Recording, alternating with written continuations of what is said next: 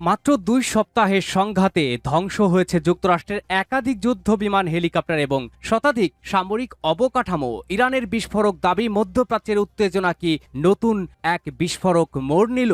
শুধু তাই নয়, ২ শতাধিক মার্কিন সেনা নিহতের দাবি করেছে তেহরান। কিন্তু প্রশ্ন হলো, এই দাবি কতটা সত্য? যুক্তরাষ্ট্র কি বলছে? আর যদি এসব দাবি বাস্তব হয়, তাহলে মধ্যপ্রাচ্যের যুদ্ধের ভবিষ্যৎ কোন দিকে যাচ্ছে? চলুন এসব বিষয়ে বিস্তারিত জেনে নেওয়া যাক। তুরস্কের সংবাদ মাধ্যম আনাদোলুতে প্রকাশিত এক প্রতিবেদনে বলা হয়েছে, ইরানের আধা সরকারি তাসনিম নিউজ এজেন্সিকে দেওয়া সাক্ষাৎকারে ইসলামী রেভলিউশনারি গার্ড কর্পস বা আইআরজিসির মুখপাত্র ব্রিগেডিয়ার জেনারেল হোসেইন মোহেব্বি একাধিক চাঞ্চল্যকর দাবি করেছেন। তার বক্তব্য অনুযায়ী ৮ জুলাই থেকে ২২ জুলাই পর্যন্ত পরিচালিত সামরিক অভিযানে যুক্তরাষ্ট্রের বিভিন্ন সামরিক ঘাঁটিতে ব্যাপক ক্ষয়ক্ষতি হয়েছে। তবে এসব তথ্য ইরানের দাবি, এগুলো স্বাধীন আন্তর্জাতিক যাচাই এখনো পাওয়া যায়নি। মোহেব্বির দাবি অনুযায়ী হামলায় ধ্বংস হয়েছে ১১টি যুদ্ধবিমান ও হেলিকপ্টার, ১৭টি গোয়েন্দা ও অপারেশনাল ড্রোন, একটি F-15 যুদ্ধবিমান, একটি P-8 সামুদ্রিক টহল বিমান, একটি C-17 সামরিক পরিবহন বিমান এবং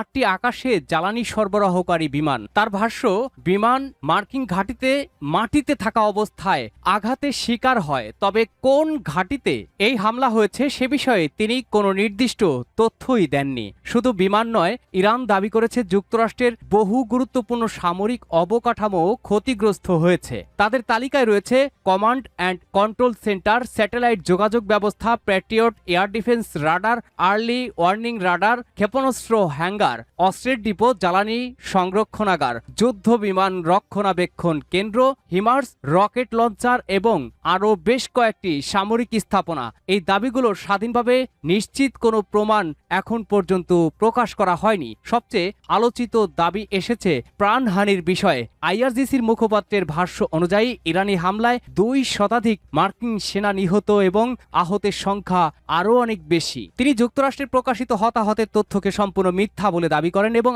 আন্তর্জাতিক সাংবাদিকদের ঘটনাস্থল পরিদর্শনের অনুমতি দিতে ওয়াশিংটনের প্রতি আহ্বান জানান। অন্যদিকে এ দাবির বিষয়ে যুক্তরাষ্ট্রের পক্ষ থেকে তাৎক্ষণিক কোনো আনুষ্ঠানিক প্রতিক্রিয়া পাওয়া যায়নি। এদিকে ইরান শুধু যুক্তরাষ্ট্রকেই নয়, যুক্তরাজ্য এবং উপসাগরীয় দেশগুলোকেও সতর্ক করেছে। তেহরানের বক্তব্য, যদি কোনো দেশ ইরানের বিরুদ্ধে মার্কিন সামরিক অভিযানে সহযোগিতা করে, তাহলে সেই দেশও বৈধ সামরিক লক্ষ্যবস্তু হিসেবে বিবেচিত হতে পারে। মোহেব্বি আরও দাবি করেন, সাম্প্রতিক সময়ে মার্কিন B-1 বোমারু বিমান যুক্তরাজ্যের একটি বিমান ঘাঁটি ব্যবহার করেছে, যদিও এ দাবি স্বাধীন নিশ্চিতকরণ এখনো পাওয়া যায়নি। একই সঙ্গে ইসরায়েলের প্রতিও কড়া বার্তা দিয়েছে আইআরজিসি।